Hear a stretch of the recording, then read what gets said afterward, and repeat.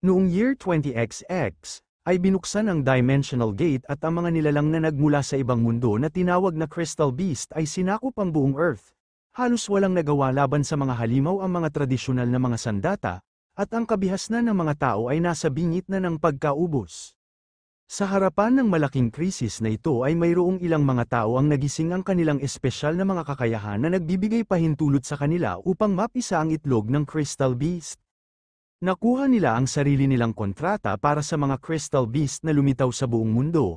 Ang tawag sa kanila ay ang Crystal Beast Tamers, at ang bawat isa sa kanila ay isang bihirang mga elite. Sa kabila ng kanilang tagumpay at mga natatangi na talento ay sila din ang mayroong pinakamataas na kita at mga pribilehiyo. Sa kabila ng ganitong uri na mundo ay mayroong isang tao na dahan-dahan niyang iminulat ang kanyang mga mata na bahagyang napamura dahil bakit sobrang bigat ng kanyang pakiramdam.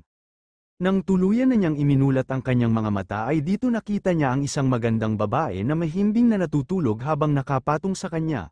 Nasabi na lang niya habang kanyang nabanggit ang pangalan ng babae na si Lily, na kailan pa raw siya nakapunta dito sa kama.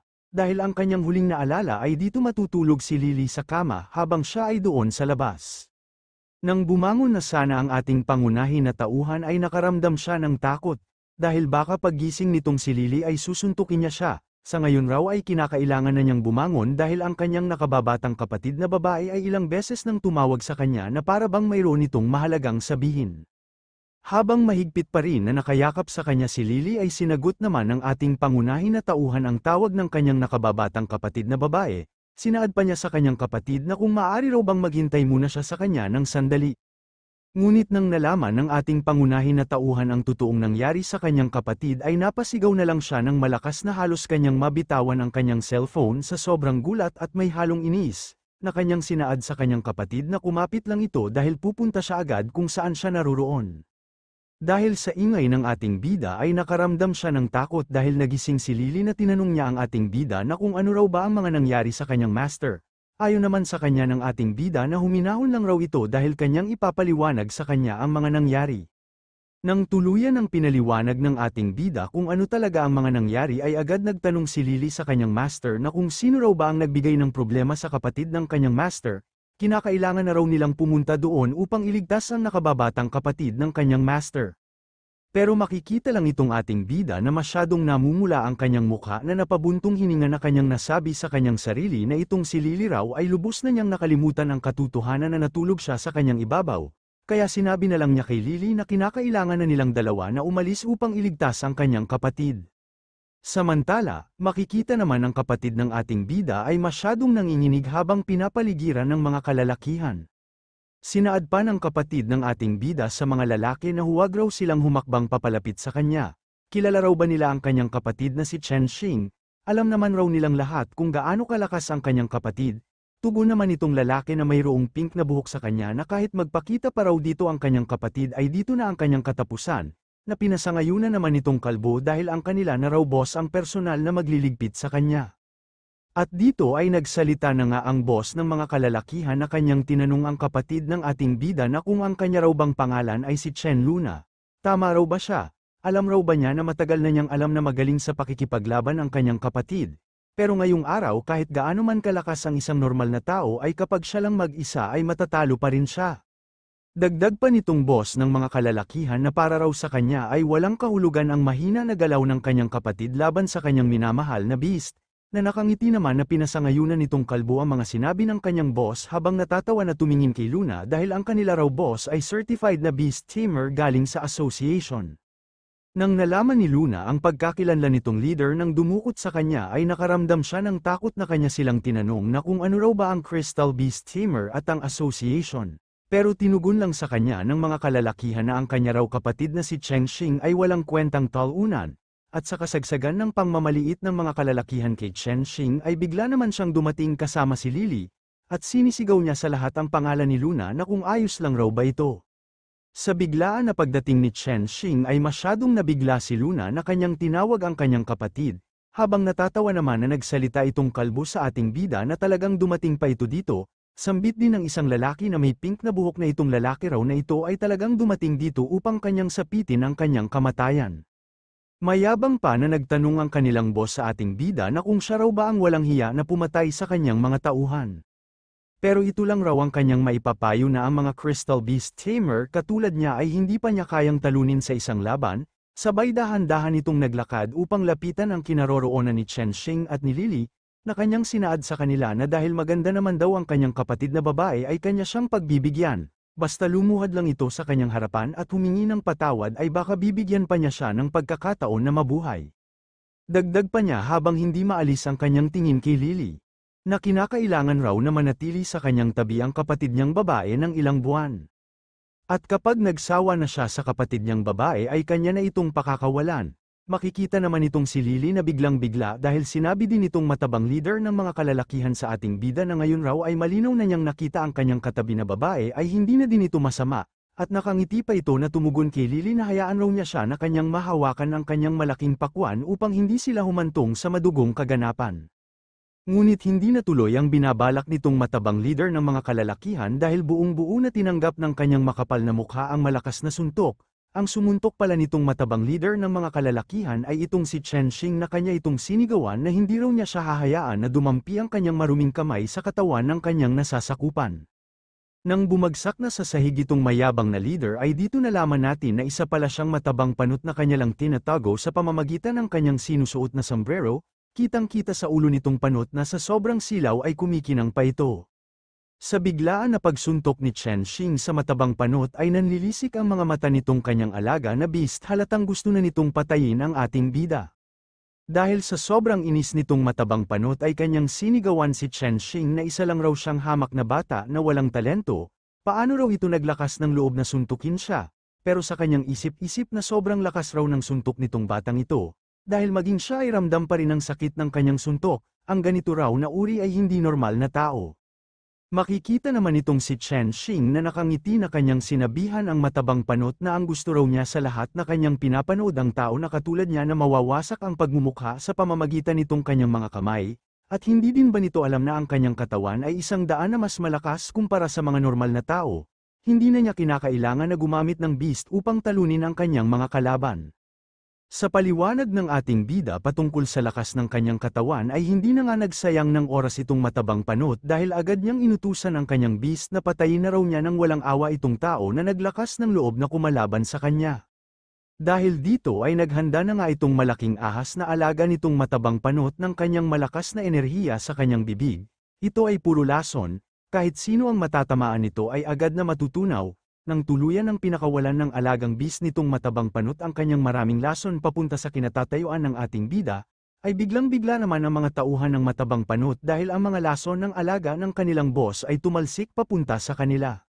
Makikita itong alagad ng matabang panot na tinamaan ng lason ay sumisigaw ito ng napakalakas dahil dahan-dahan na natutunaw ang kanyang katawan, samantalang itong matabang panot naman ay tuwang-tuwa sa kanyang nakita. Dahil ang lason daw ng kanyang purple crystal snake ay kayang tunawin maging ang mga mataas na kalidad na bakal, at gumastos pa siya ng malaki upang kanya lang mabili ang ganitong klase na beast, kaya ito na ang katapusan ni Chen Xing. Dagdag pa nitong matabang panot na ang mundo raw na ito ay kayang gawin ng mga crystal beast tamer ang kahit ano ang kanilang ninanais, at kapag natapos na siyang pagsawaan ang katawan ng kapatid ni Chen Xing ay kanya na din itong ipapadala doon sa kabilang buhay upang doon na silang dalawa magsama. Masyado naman nag-alala itong si Luna nang kanyang nakita ang sinapit ng kanyang kapatid, makikita sa mga kamay nito ay masyadong nanginginig na hindi makapaniwala na mabilis lang tinalo ang kanyang kuya. Pero nang nawala na ang mga lason sa lugar ay masyadong nagulantang itong matabang panot dahil nakita niya na hindi man lang nagkaroon ng pinsala si Chen Xing sa ginawang atake ng kanyang beast. Dahil gumamit ito ng napakatigas na barrier na hindi mababasag ng kahit sinong normal na beast tamer, seryoso pa na sinabi sa kanya ng ating bida na ang sapilitan daw na pagkontrol sa mga beast na kanyang nabili ay hindi matatawag na isang beast tamer, at ngayon ay kanyang ipapakita sa kanya kung ano talaga ang tunay na crystal beast tamer, kaya huwag niyang alisin ang kanyang mga mata sa kanyang gagawin ngayon. Nang nakita ng matabang panot ang ginawa ng ating bida ay hindi siya makapaniwala na lumabas ang pawis sa kanyang mukha dahil ang ginawa raw ngayon ni Chen Xing ay nag-form ng contract para sa isang beast. Paano raw ito nangyari? Dahil dito ay makikita si Lily na agad tumalon sa itaas ng ating bida upang kanyang baguhin ang kanyang anyo. Sambit pa ni Lily sa ating bida na sa pamamagitan raw ng mga utos ng kanyang master ay ipapakita niya kung ano ang totoong kapangyarihan. Makikita ang tainga ni Lily na ito ay nagbago na para bang isa na siyang elf, maging ang kanyang malaking suso ay nadaragdagan din ng timbang, ganoon din ang kanyang balakang ay nadaragdagan din ng timbang. Matapos baguhin ni Lily ang kanyang anyo ay kitang-kita na ang kanyang kasuotan ay nagbago, sinaad pa ni Lily sa kanyang master na siya na raw ang bahala upang bigyan ng parusa ang tao na naglakas ng loob na kumalaban sa kanyang master. Sa hindi nakakaalam ang anyo ni Lily ngayon ay isa ng humanoid crystal beast na isang royal class, sa madaling salita si Lily ay isang royal beast. Sa nakita nitong matabang panot na biglang nagbago ang anyo ni Lily ay napamura na lang siya na kanyang natanong sa ating bida na kung ano raw bang uri na beast itong babae. Siya raw ba ay isang humanoid crystal beast? Pero wala siyang kaalam-alam na ang kanya palang malaking ahas na beast ay nanginginig na sa sobrang takot ng kanyang nakita ang presensya ni Lily. Nang nakita ng matabang panot nga nanginginig sa takot ang kanyang purple crystal snake ay masyado siyang nagalit na kanya itong sinigawan na kung ano raw ba ang kinakatakot nito.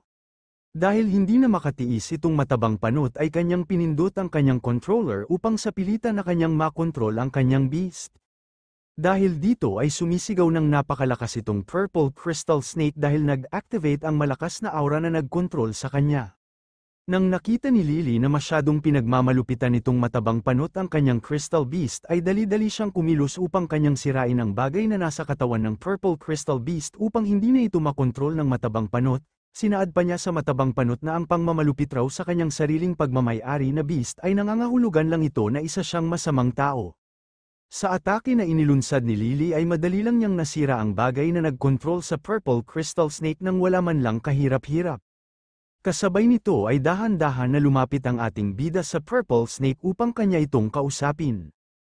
Pero sumisigaw pa rin itong matabang panot na kanyang inutusan ang purple snake na magmadali na ito.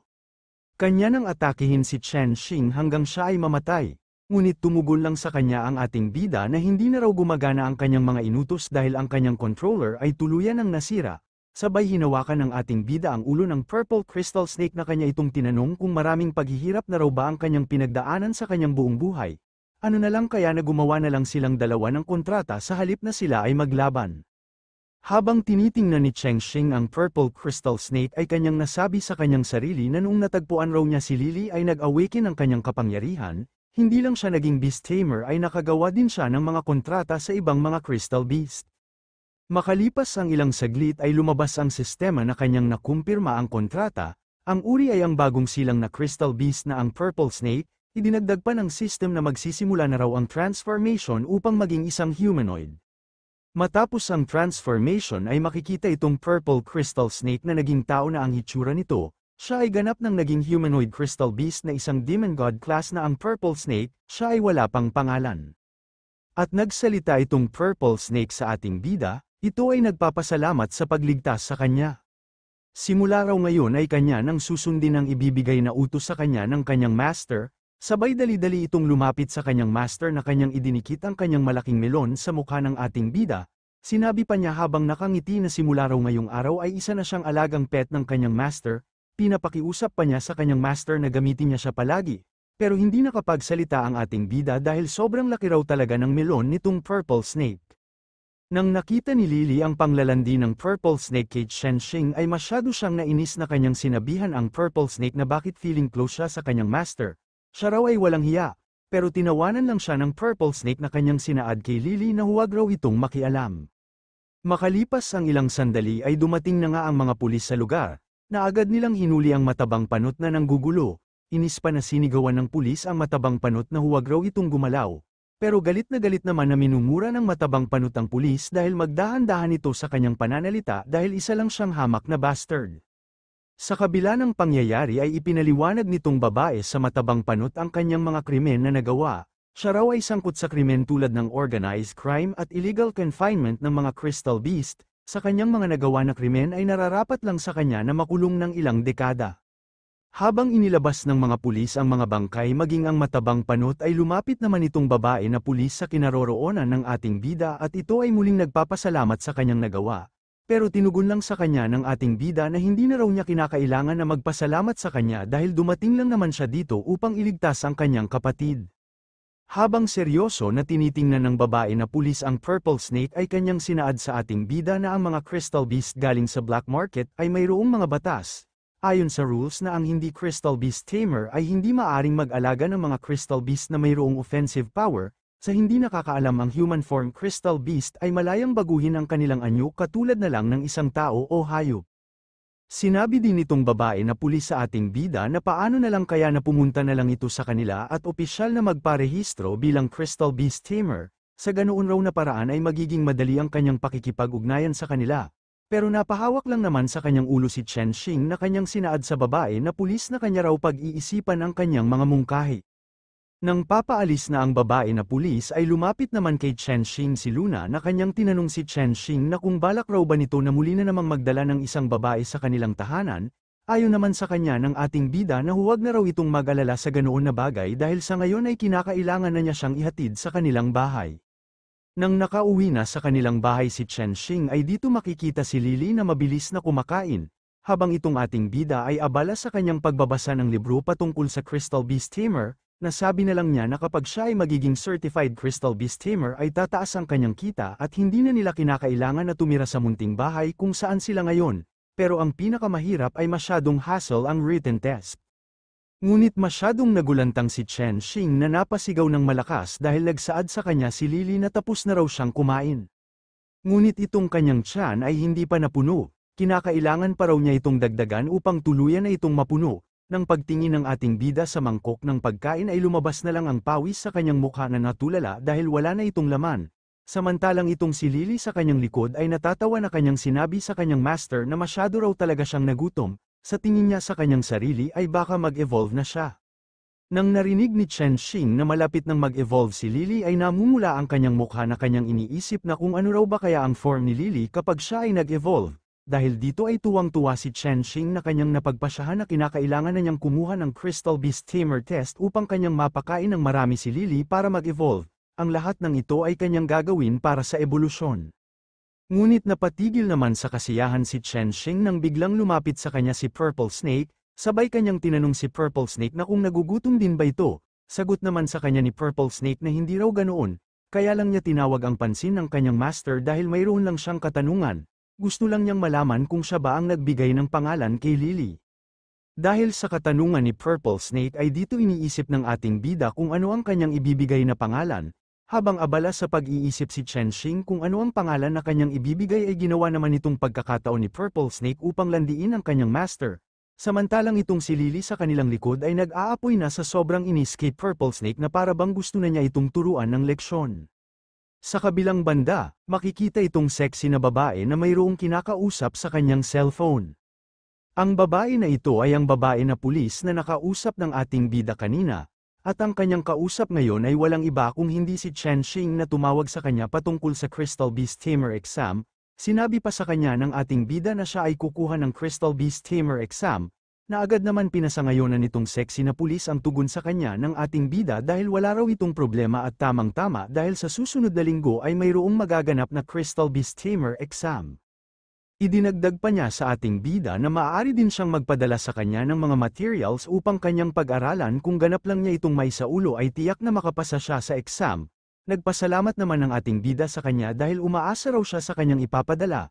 Ayon naman ng sexy na pulis na wala raw yung problema para sa kanya dahil tinulungan naman niya siya ng ilang beses. Makalipas ang ilang araw ay dito ipinakita sa eksena ang Crystal Beast Tamer exam site, maririnig dito ang malakas na boses na kanyang sinabihan ng ating bida na tapos na raw ang kanyang pagsusulit sa papel, ngayon ay tumungo na ito sa practical test. Kaya dito makikita ang malaking arena kung saan dito gaganapin ang practical test ni Chen Xing. Ito ay dinaluhan ng mga maraming mga kilalang mga tao at ang mga tao na gustong lumahok sa practical exam. Nang nasa arena na si Chen Xing kasama si Purple Snake ay naisip ng ating bida na masyado raw madali ang written test, at ngayon ay ang susunod naman ay ang practical exam. Sa ngayon ay pananatilihin pa rin niyang lihim na mayroon siyang Crystal Beast na maaring maging human form, kaya makikipaglaban siya sa pamamagitan nitong anyong ahas ni Purple Snake. Ngunit hindi pa nagsimula ang exam ay mayroong isang beast na tila ba isang phoenix na mabilis na lumipad patungo sa kinaroroonan ng ating bida at ni Purple Snake. Dahil dito ay nagulat ang ating bida dahil naging agresibo si Purple Snake upang kanyang protektahan ang kanyang master sa papalapit na panganib. Nang tuluyan ng magkasalpukan si Purple Snake at itong kulay asul na ibon ay maririnig naman ng isang boses na pinapatigil sila dahil ang ibon raw na papalapit sa kanila ay kanyang pagmamay-ari. Sa kabutihan na palad ay matagumpay naman na naabutan nitong babae na nagmamay-ari ng ibon na nagwawala, at humihingi din siya ng patawad sa ating bida sa nilikhang gulo ng kanyang alagang beast. Nang tuluyan ng huminahon ng alagang ibon ng babae ay nagsaad siya sa ating bida na itong kanya raw alaga ay nananatili pa rin na hindi sumusunod sa kanya, kaya pagpasensyahan talaga nila ang gulo na nilikha ng kanyang alaga. Sabay pinakilala ng babae ang kanyang pangalan sa ating bida dahil siya raw si Jiang Xinling. Kung tama ang kanyang hinala ay kukuha din siya ng exam katulad niya. Sa sinabi ng babae ay natuwa sa kanya ang ating bida dahil nakatagpo niya ang isang babae katulad niya na kukuha din ng exam, sabay pinakilala ni Chen Xing ang kanyang pangalan sa babae. Matapos magpakilala ang dalawa sa kanilang mga pangalan ay masaya na tumugon si Jiang Xinling na kanyang binanggit ang pangalan ng ating bida na parehas raw silang dalawa na kanilang gagawin ang kanilang buong makakaya upang makapasa sa kanilang exam. Nang papaalis na si Jiang Xinling ay nag-usap-usap naman itong mga kalalakihan na nanunood sa kanya na hindi raw lahat ng ahas ay kalaban, pero ang kanilang pinagtataka dahil napansin nila ang ibon na alaga ni Jiang Xinling ay kanilang nakita doon sa libro na kanilang nabasa sa guidebook at ang kanilang pagkakaalam ito ay nag-iisa lang siya na bihirang makita.